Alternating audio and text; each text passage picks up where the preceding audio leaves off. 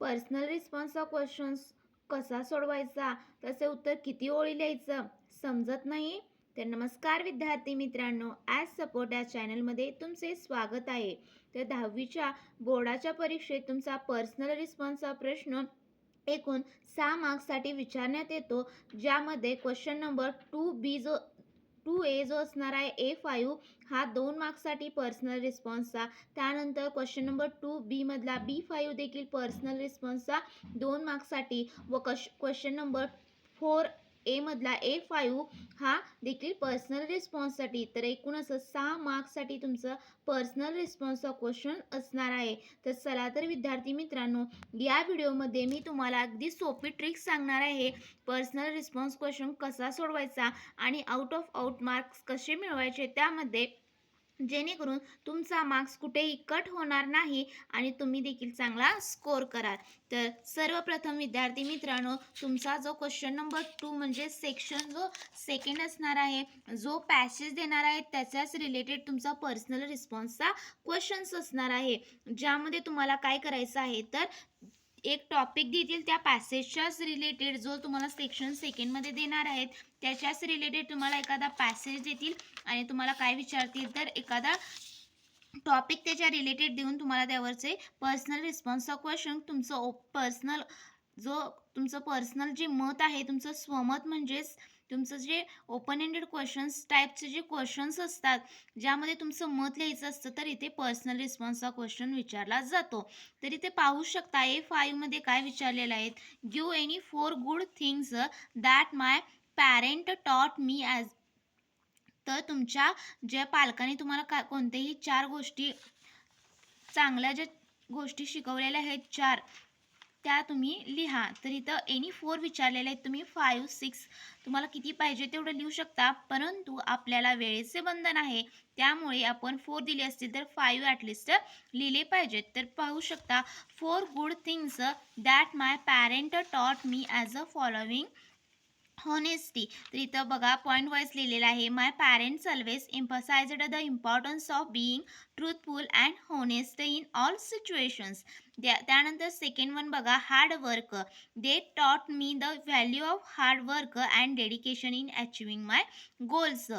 प्रामाणिकपणा, त्यानंतर कष्ट, त्यानंतर पाहू शकता रिस्पेक्ट, देस इन्स्टिल्ड in me the importance of respecting others regardless of their background or status. तर प्रत्येकाचा आदर करायला शिकवलेले. त्यानंतर काय शिकवलेलं आहे तर तुम्ही कष्ट करण्याची जी किंमत आहे किंवा समर्पण करण्याचे जे डेडिकेशन हे देखील तुमचा गोल्सच्या विषयी तुमचं असलं पाहिजे. त्यानंतर प्रामाणिक राहायला तुम्हाला तुमच्या पालकांनी शिकवलेलं आहे. आणि compassion, my parents showed me the importance of being kind and compassionate towards the. तर अशा तऱ्हेने दयाळूपणा दुसऱ्यांच्या प्रती आपला दयाळूपणा दाखवायचं हे तुमच्या पालकांनी तुम्हाला शिकवलेलं आहे. तर कोणतेही 4 लिहायचे बघा.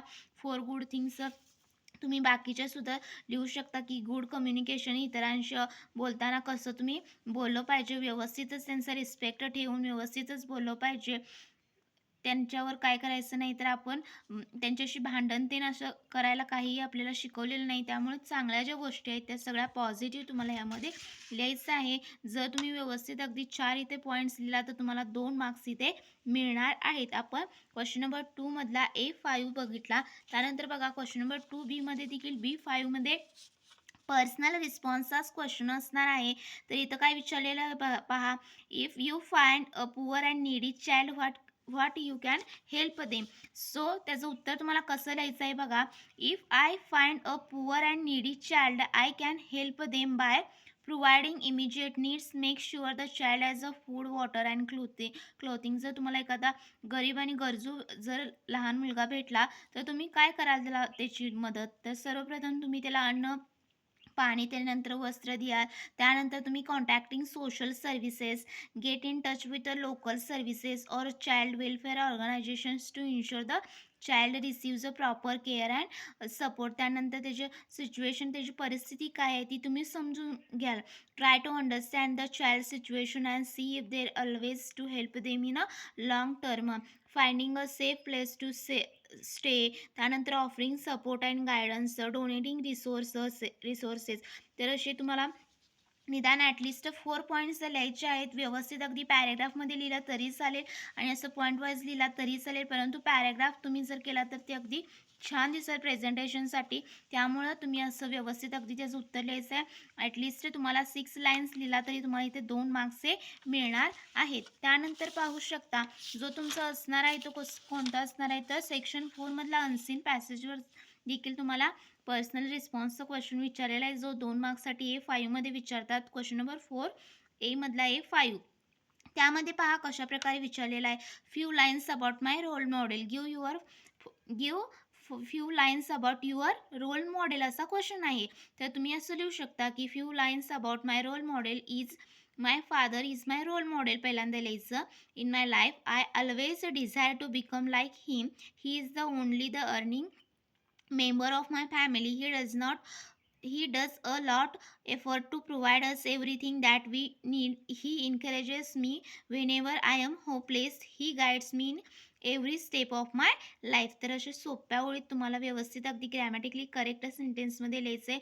जे प्रश्न विचारलेला आहेत, डू यू लाईक गेम्स, तर यस आय लाईक गेम्स यासाठी मार्क्स असणार आहे. आणि व्हाय यू किंवा त्याचं एक्सप्लेनेशन लिहिण्यासाठी 1 मार्क्स असणार आहे. तसे सोपे प्रश्न असणार आहेत जे तुमच्या पॅसेजचेच रिलेटेड टॉपिक देणार आहेत आणि त्यावरचे तुम्हाला 2 मार्क्ससाठी हे पर्सनल रिस्पॉन्स ऑफ क्वेश्चन्स असणार आहे. त्यामुळे हा प्रश्न कोणीही स्किप करायचा नाही. 6 मार्क्स आपल्याला या पर्सनल रिस्पॉन्स क्वेश्चनमध्ये आउट ऑफ 6 मार्क्स हे घेऊन जायचेच आहेत. तर हा प्रश्न सोपा असल्यामुळे तुम्ही सोडवलाच पाहिजे. तर best of luck for your English paper. Thank you so much. Video आवडल्यास नक्की लाईक करा.